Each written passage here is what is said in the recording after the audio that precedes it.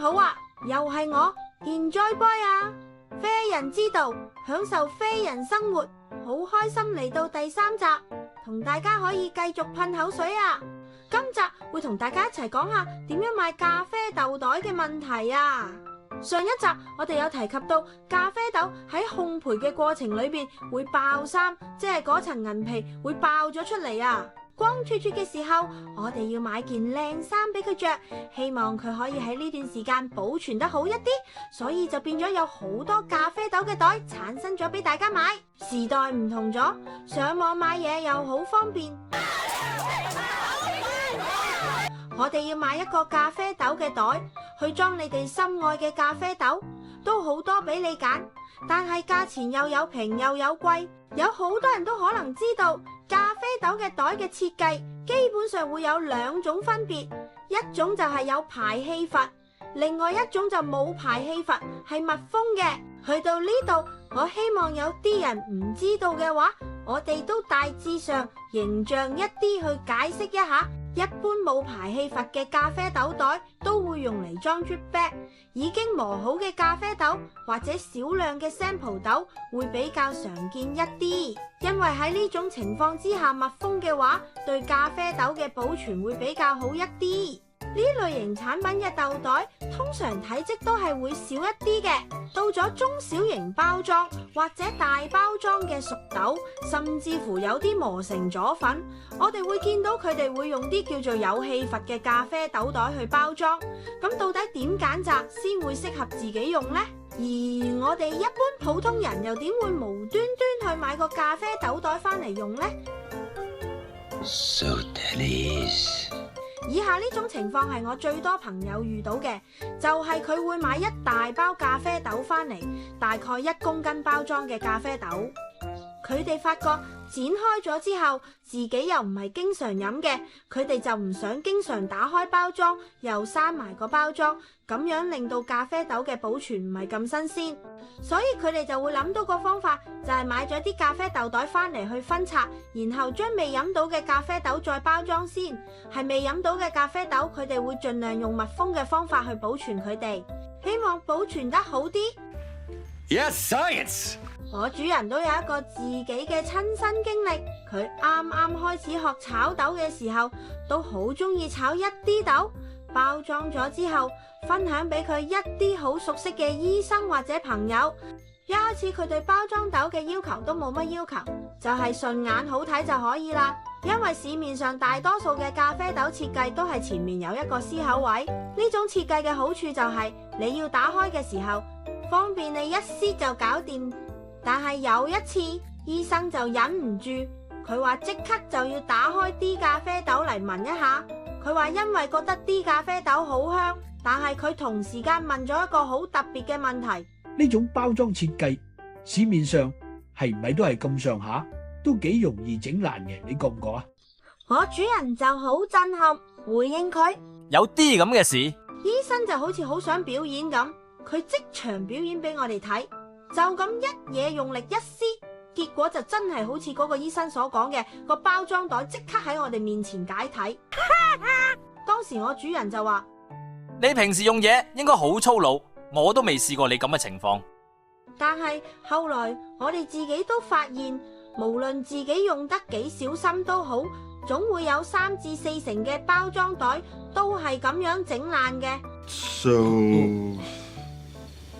所以如果大家真係有需要購買包裝袋嘅時候，不妨留意下一啲比較傳統嘅剪口嘅設計，就好似密實袋嗰種設計要剪開嗰種，因為我哋試過真嘅會比較襟用一啲。而呢啲袋同密實袋一樣，其實都係一啲損耗品，佢哋都會有一個開同埋合嘅次數。講翻個氣閥，氣閥箇中嘅原理，可能好多人係上網嘅時候都會聽到唔少 YouTuber 解釋過，大家絕對都可以用嗰個常識去理解嘅。我哋首先惡補一下先，佢係一個單向嘅閥，好似一個單向嘅門。因為咖啡豆係炒完之後，佢會釋出大量嘅二氧化碳，而呢啲二氧化碳係慢慢會係咖啡豆嘅裂口位排出嚟嘅，不過唔係一次過排出嚟噶，而當呢啲二氧化碳慢慢積聚到一個位嘅時候，佢哋冇位再走，就會係呢啲所謂嘅單向閥嘅缺口位，慢慢咁淡出嚟。呢種情況就俗稱咖啡豆嘅 degas 啦，即係好似人放屁嘅邏輯咁。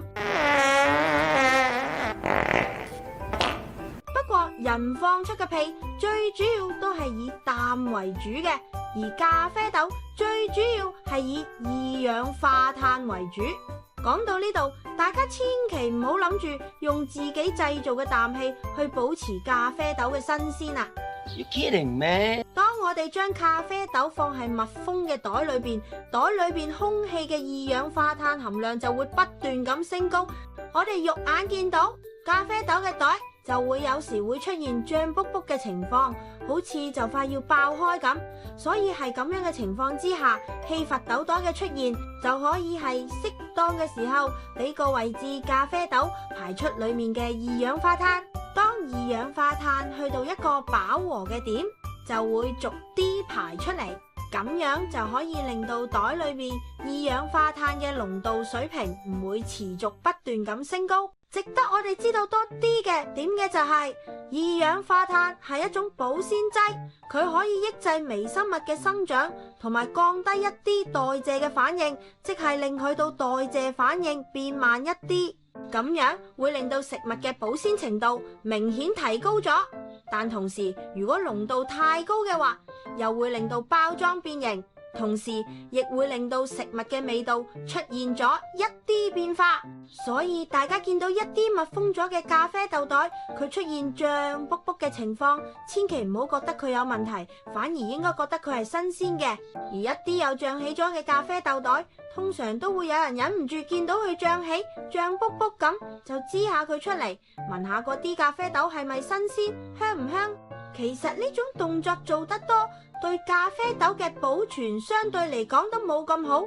根據我哋嘅經驗，主人提醒大家係選擇咖啡豆袋嘅時候，除咗睇款式同價錢，亦可以留意一下原料嘅問題，唔好一味貪平。選個話，一般嘅包裝袋都會列明咗包裝袋嘅原材料，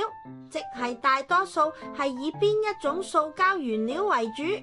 我哋選擇嘅都係以 PE 種塑膠為主要材料，因為 PE 種塑膠嘅話，佢嘅特性就係柔軟度高、柔韌性好，可以耐低溫、高溫。高溫一般都可以抵受到70至100度左右，但係建議大家得閒都唔好亂試。PE 種塑膠仲有一個特色，就係佢無色無味，用佢嚟包裝，起碼都最基本都唔會影響到咖啡豆嘅味道。而且佢係霧面嘅，唔係透明嗰種物料。因為大家可能明白到咖啡豆唔係好受得高溫，亦都唔係好中意太陽光嘅照射，燈光都一樣，因為咁樣會令到佢哋嘅衰退變得快啲。所以揀一間信譽良好嘅包裝產品供應商係十分之重要㗎。最後，我哋對咖啡包裝袋呢方面做一啲總結，係一個常識嘅角度去講。咖啡豆包裝袋主要嘅原料係塑膠，正正因為用塑膠缺材料，就會好容易令到人哋諗到塑化劑嘅問題。無論你嘅包裝袋幾靚都好，